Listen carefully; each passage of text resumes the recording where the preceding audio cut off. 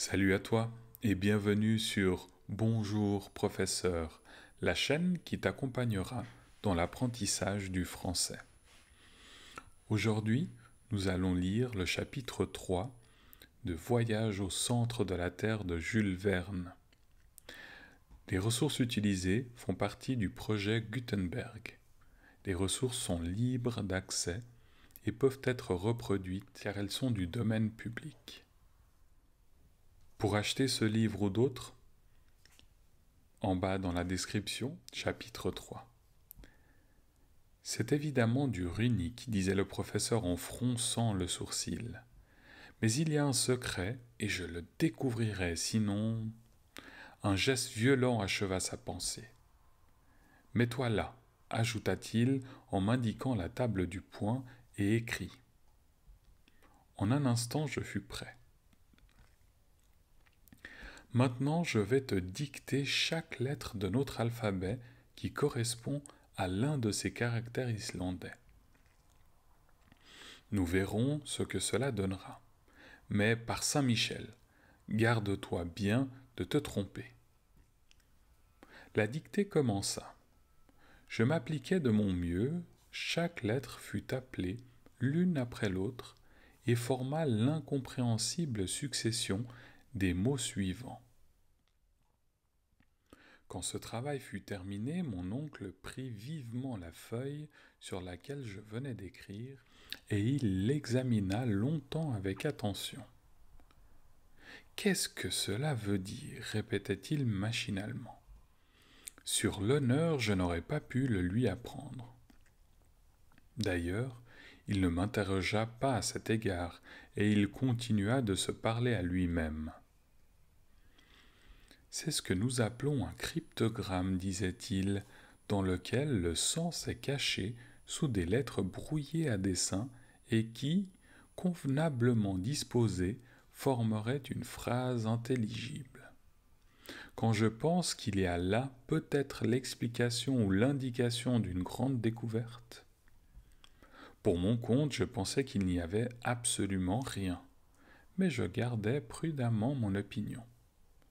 Le professeur prit alors le livre et le parchemin et les compara tous les deux. Ces deux écritures ne sont pas de la même main, dit-il. Le cryptogramme est postérieur au livre, et j'en vois tout d'abord une preuve irréfragable. En effet, la première lettre est une double M qu'on chercherait vainement dans le livre de Turleson, car elle ne fut ajoutée à l'alphabet islandais qu'au XIVe siècle. Ainsi donc, il y a au moins 200 ans entre le manuscrit et le document. Cela, j'en conviens, me parut assez logique. Je suis donc conduit à penser, reprit mon oncle, que l'un des possesseurs de ce livre aura tracé ces caractères mystérieux. Mais qui diable était ce possesseur? N'aurait-il point mis son nom à quelque endroit de ce manuscrit? Mon oncle releva ses lunettes, prit une forte loupe et passa soigneusement en revue les premières pages du livre.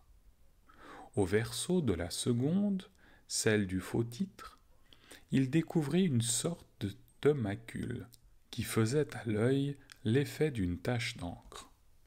Cependant, en y regardant de près, on distinguait quelques caractères à demi effacés. Mon oncle comprit que là était le point intéressant. Il s'acharna donc sur la macule et, sa grosse loupe aidant, il finit par reconnaître les signes que voici, caractères uniques qu'il lut sans hésiter. Arne Saknussemm, s'écria-t-il d'un ton triomphant, mais c'est un nom cela, et un nom islandais encore, celui d'un savant du XVIe siècle, d'un alchimiste célèbre. Je regardais mon oncle avec une certaine admiration. Ces alchimistes, reprit-il, Avicenne, Bacon, Lull, Paracels, étaient les véritables, les seuls savants de leur époque. Ils ont fait des découvertes dont nous avons le droit d'être étonnés. Pourquoi ce Saknussemm n'aurait-il pas enfoui, sous cet incompréhensible cryptogramme quelques surprenantes inventions? Cela doit être ainsi. Cela est. L'imagination du professeur s'enflammait à cette hypothèse.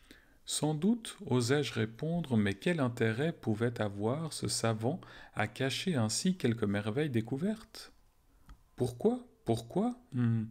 Le sais-je. Galilée n'en a-t-il pas agi ainsi pour Saturne? D'ailleurs, nous verrons bien, j'aurai le secret de ce document, et je ne prendrai ni nourriture ni sommeil avant de l'avoir deviné. Oh, pensai-je. Ni toi non plus, Axel, reprit-il. Diable, me dis-je, il est heureux quand j'ai dîné pour deux. Et d'abord, fit mon oncle, il faut trouver la langue de ce chiffre. Cela ne doit pas être difficile. À ces mots, je relevai vivement la tête. Mon oncle reprit son soliloque. Rien n'est plus aisé. Il y a dans ce document 132 lettres qui donnent 79 consonnes contre 53 voyelles.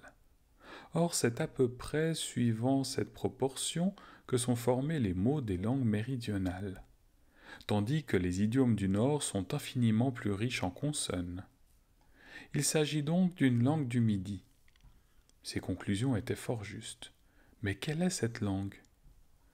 C'est là que j'attendais mon savant, chez lequel, cependant, je découvrais un profond analyste. Ce Saknussemm, reprit-il, était un homme instruit.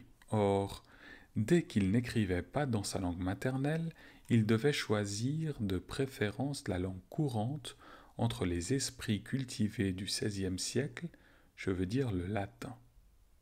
Si je me trompe, je pourrais essayer de l'espagnol, du français, de l'italien, du grec, de l'hébreu. Mais les savants du XVIe siècle écrivaient généralement en latin. J'ai donc le droit de dire, a priori, ceci est du latin. Je sautais sur ma chaise. Mes souvenirs de latiniste se révoltaient contre la prétention que cette suite de mots baroques pût appartenir à la langue douce de Virgile. Oh, du latin, reprit mon oncle, mais du latin brouillé. À la bonne heure, pensai-je, si tu le débrouilles, tu seras fin, mon oncle. Examinons bien, dit-il, en reprenant la feuille sur laquelle j'avais écrit. Voilà une série de 132 lettres qui se présentent sous un désordre apparent. Il y a des mots où les consonnes se rencontrent seules, comme le premier MRNLLS, d'autres où les voyelles au contraire abondent, le cinquième par exemple, UNTEIEF, ou l'avant-dernier OSEIBO. Or, cette disposition n'a évidemment pas été combinée. Elle est donnée mathématiquement par la raison inconnue qui a présidé à la succession des lettres. Il me paraît certain que la phrase primitive a été écrite régulièrement, puis retournée suivant une loi qu'il faut découvrir. Celui qui posséderait la clé de ce chiffre le lirait couramment. Mais quelle est cette clé? Axel, as-tu cette clé? À cette question, je ne répondis rien et pour cause. Mes regards s'étaient arrêtés sur un charmant portrait suspendu au mur, le portrait de Graüben. La pupille de mon oncle se trouvait alors à Altona, chez une de ses parentes, et son absence me rendait fort triste, car je puis l'avouer maintenant, la jolie Virlandaise et le neveu du professeur s'aimaient avec toute la patience et toute la tranquillité allemande. Nous nous étions fiancés à l'insu de mon oncle, trop géologue pour comprendre de pareils sentiments. Graüben était une charmante jeune fille blonde aux yeux bleus, d'un caractère un peu grave, d'un esprit un peu sérieux, mais elle ne m'en aimait pas moins. Pour mon compte, je l'adorais, si toutefois ce verbe existe dans la langue tudesque. L'image de ma petite Virlandaise me rejeta donc, en un instant, du monde des réalités dans celui des chimères, dans celui des souvenirs. Je revis la fidèle compagne de mes travaux et de mes plaisirs. Elle m'aidait à ranger chaque jour les précieuses pierres de mon oncle. Elle les étiquetait avec moi. C'était une très forte minéralogiste que demoiselle Graüben. Elle aimait à approfondir les questions ardues de la science. Que de douces heures nous avions passées à étudier ensemble, et combien j'enviais souvent le sort de ces pierres insensibles qu'elle maniait de ses charmantes mains. Puis l'instant de la récréation venu. Nous sortions tous les deux, nous prenions par les allées touffues de l'Alser, et nous nous rendions de compagnie au vieux moulin goudronné qui fait si bon effet à l'extrémité du lac. Chemin faisant, on causait en se tenant par la main.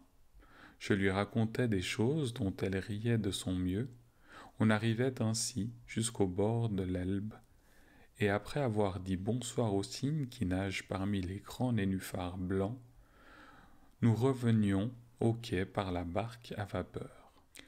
Or, j'en étais là de mon rêve quand mon oncle, frappant la table du poing, me ramena violemment à la réalité. « Voyons, dit-il, la première idée qui doit se présenter à l'esprit pour brouiller les lettres d'une phrase, c'est, il me semble, d'écrire les mots verticalement au lieu de les tracer horizontalement. Tiens, pensai-je, il faut voir ce que cela produit, Axel. Jette une phrase quelconque sur ce bout de papier.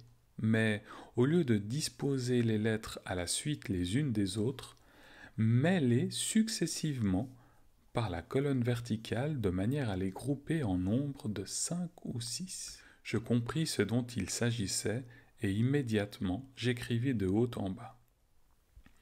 Bon, dit le professeur sans avoir lu, maintenant dispose ces mots sur une ligne horizontale. J'obéis et j'obtins la phrase suivante. Parfait, fit mon oncle en m'arrachant le papier des mains, voilà qui a déjà la physionomie du vieux document. Les voyelles sont groupées ainsi que les consonnes dans le même désordre. Il y a même des majuscules au milieu des mots, ainsi que des virgules, tout comme le parchemin de Saknussem. Je ne puis m'empêcher de trouver ces remarques fort ingénieuses. Or, reprit mon oncle en s'adressant directement à moi, pour lire la phrase que tu viens d'écrire et que je ne connais pas, il me suffira de prendre successivement la première lettre de chaque mot, puis la seconde, puis la troisième, ainsi de suite. Et mon oncle, à son grand étonnement et surtout au mien, lut. « Je t'aime bien, ma petite Graüben. »« Hein » fit le professeur. Oui, sans m'en douter, en amoureux maladroit, j'avais tracé cette phrase compromettante. « Ah, tu aimes Graüben » reprit mon oncle d'un véritable ton de tuteur. Oui, non, balbutiai-je. « Ah, tu aimes Graüben » reprit-il machinalement. « Eh bien, appliquons mon procédé au document en question. » Mon oncle, retombé de son absorbante contemplation, oubliait déjà mes imprudentes paroles. Je dis imprudentes car la tête du savant ne pouvait comprendre les choses du cœur. Mais heureusement la grande affaire du document l'emporta. Au moment de faire son expérience capitale, les yeux du professeur Lidenbrock lancèrent des éclairs à travers ses lunettes. Ses doigts tremblèrent lorsqu'il reprit le vieux parchemin. Il était sérieusement ému.